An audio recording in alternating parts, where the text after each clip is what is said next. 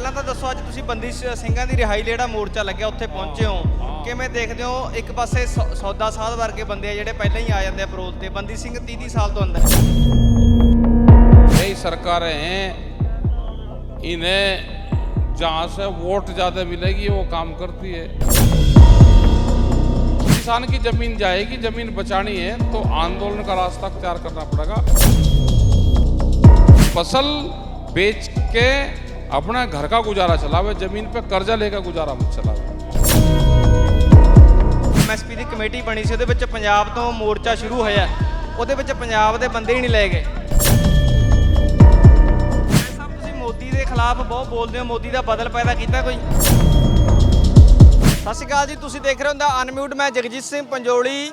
ਕਿਸਾਨ ਆਗੂ ਰਾਕੇਸ਼ ਟਕੈਤ ਜਿਹੜੇ ਨੇ ਉਹ ਮੋਹਾਲੀ ਦੇ ਵਿੱਚ ਪਹੁੰਚੇ ਆ ਤੇ ਉਹਨਾਂ ਨੇ ਜਿਹੜਾ ਬੰਦੀ ਸਿੰਘਾਂ ਦੀ ਰਿਹਾਈ ਦੇ ਲਈ ਮੋਰਚਾ ਲੱਗਿਆ ਹੋਇਆ ਉੱਥੇ ਵੀ ਸ਼ਿਰਕਤ ਕਰ ਰਹੇ ਆ। ਗੱਲਬਾਤ ਕਰਾਂਗੇ ਉਹਨਾਂ ਦੇ ਨਾਲ ਕਿ ਕਿਸ ਤਰੀਕੇ ਨਾਲ ਉਹ ਰਿਹਾਈ ਨੂੰ ਦੇਖਦੇ ਆ ਤੇ तमाम ਮੁੱਦੇ ਜਿਹੜੇ ਹੈਗੇ ਨੇ, ਬਜਟ ਦਾ ਮੁੱਦਾ ਹੈ, ਸੋ ਗੱਲਬਾਤ ਕਰਦੇ ਆ ਉਹਨਾਂ ਦੇ ਨਾਲ।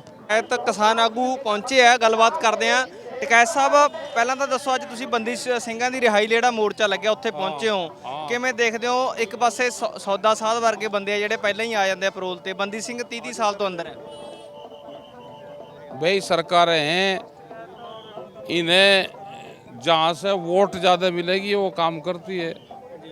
हाँ, ये वोट देखती हैं सरकारें, अपनी पार्टियां वोट देखती हैं कि कैसे वोट हमारी बढ़ेगी नहीं घटेगी, उसी आधार पे काम करते हैं। ਤੇ ਬੰਦੀ ਸਿੰਘਾਂ ਦੀ ਰਿਹਾਈ ਦੇ ਵਿੱਚ ਪਹੁੰਚੇ ਹੋ, ਕੀ ਕੁਝ ਬੋਲਣ ਜਾ ਰਹੇ ਹੋ ਉੱਥੇ, ਕੀ ਕੁਝ ਕਹੋਗੇ? और वहीं जाके कह देंगे, उनसे बात करके वहीं चलेंगे, वहीं कहेंगे।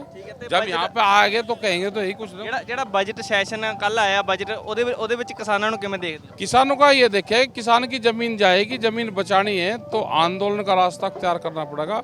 ज़मीन अपनी किसान ना बेचे और फसल बेच के अपना घर का गुजारा चलावे, ज़मीन पे कर्जा लेकर गुजारा मत चलावे।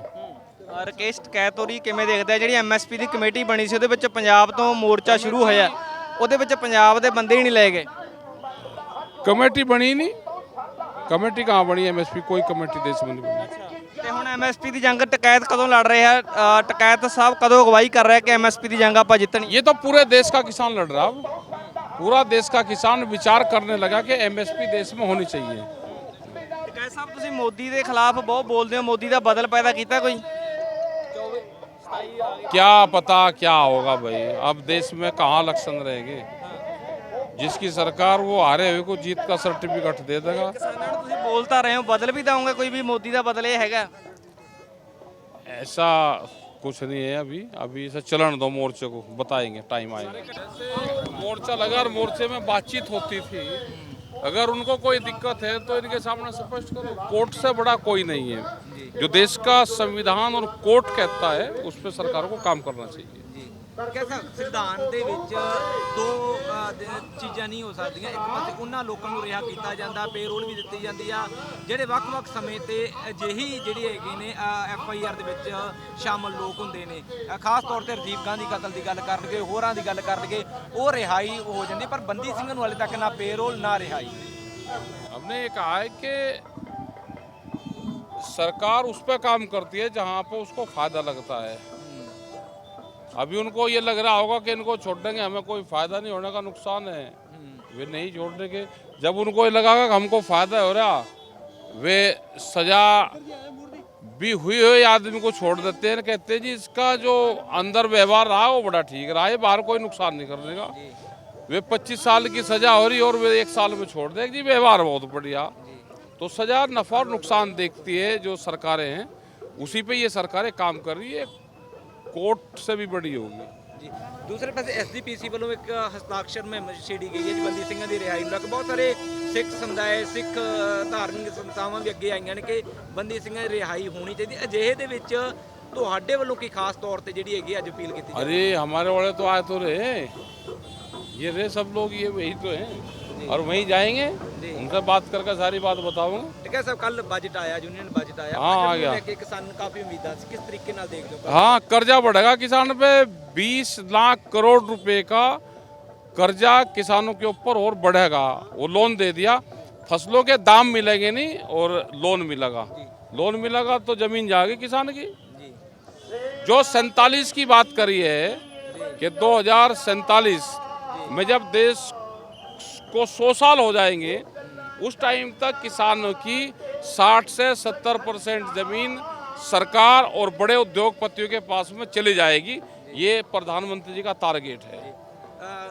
ਇੱਕ ਕਿਹਾ ਗਿਆ ਸੀ ਕੇਂਦਰ ਸਰਕਾਰ ਵੱਲੋਂ ਕਹਿ ਸਾਹਿਬ ਕਿ 2024 ਤੱਕ ਆਮਦਨ ਦੁੱਗਣੀ ਹੋਵੇਗੀ ਕਿਸਾਨਾਂ ਦੀ, ਉਸ ਤਰੀਕੇ इसलिए आमदनी यही तो कहा था कि कर्जा बढ़ा देंगे। भाई किसानों को कहा कि हम पैसे देंगे, वो फसल बेच कर ले लो या बैंक से कर्जा ले लो, तो यही तो कहा प्रधानमंत्री ने। अब गांव के हम सीधे आदमी भाई गांव की भाषा समझते नहीं, उनकी भाषा गांव के आदमी हैं। हमारी समझ में तो अब आई कि प्रधानमंत्री ने कहा कि मैं ज़्यादा पैसे किसानों को दूंगा। हमें ना समझा कि फसल के पैसे देंगे, उन्होंने कहा कि नहीं बैंक से दूंगा। हमने समझा कि बैंक में हमारे पैसे रखे होंगे वे देंगे। अब समझ में आ गया वो कर्जा देंगे, जमीन के बदले कर्जा देंगे।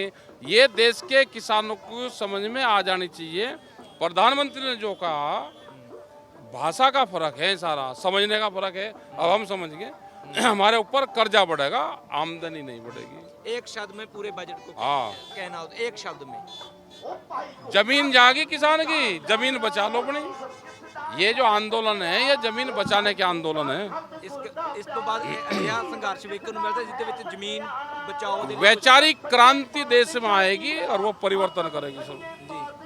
ਸੋ ਟਕੈਤ ਸਾਹਿਬ ਕਹਿੰਦੇ ਕਿ ਮੋਰਚੇ ਨੂੰ ਚੱਲਣ ਦਿਓ, ਮੋਰਚਾ ਚੱਲੂਗਾ ਤੇ ਇਸ ਤਰੀਕੇ ਨਾਲ ਮੋਦੀ ਜਿਹੜਾ ਹੈਗਾ, ਮੋਦੀ ਦੇ ਕਾਨੂੰਨ ਜਿਹੜੇ ਹੈਗੇ ਨੇ, ਜਿਵੇਂ MSP ਕਹਿੰਦੇ ਕੋਈ ਕਮੇਟੀ ਬਣੀ ਨਹੀਂ ਤੇ ਕਿਸਾਨ ਆਗੂ ਰਾਕੇਸ਼ ਟਕੈਤ ਜਿਹੜੇ ਨੇ ਅੱਜ ਮੋਹਾਲੀ ਦੇ ਵਿੱਚ ਪਹੁੰਚੇ ਆ। ਪਹਿਲਾਂ ਮੋਰਚੇ ਦੇ ਵਿੱਚ ਜਾਣਗੇ, ਫਿਰ ਇਹਨਾਂ ਦਾ ਇੱਕ ਦੋ ਹੋਰ ਪ੍ਰੋਗਰਾਮ ਹੈਗਾ, ਉਹਨਾਂ ਨਾਲ ਗੱਲਬਾਤ ਕੀਤੀ ਹੈ। तमाम ਮੁੱਦੇ ਜਿਹੜੇ ਹੈਗੇ ਸੀ, ਬਜਟ ਬਾਰੇ ਉਹਨਾਂ ਦਾ ਬਿਆਨ ਆਇਆ ਤੇ ਬੰਦੀ ਸਿੰਘਾਂ ਦੀ ਰਿਹਾਈ ਦੀ ਗੱਲ ਕੀਤੀ ਹੈ ਕਿ ਇਸ ਬੰਦੀ ਸਿੰਘਾਂ ਦੀ ਰਿਹਾਈ ਜਿਹੜੀ ਆ ਉਹ ਹੋਣੀ ਚਾਹੀਦੀ ਹੈ। ਤੁਸੀਂ ਜੁੜੇ ਰਹੋ ਦਾ ਅਨਮਿਊਟ ਦੇ ਨਾਲ। ਮੈਨੂੰ ਦਿਓ ਇਜਾਜ਼ਤ। ਮੇਰੇ ਸਹਿਯੋਗੀ ਪ੍ਰਭਜੋਤ ਦੇ ਨਾਲ ਜਗਜੀਤ ਸਿੰਘ ਪੰਜੋਲੀ, ਮੋਹਾਲੀ।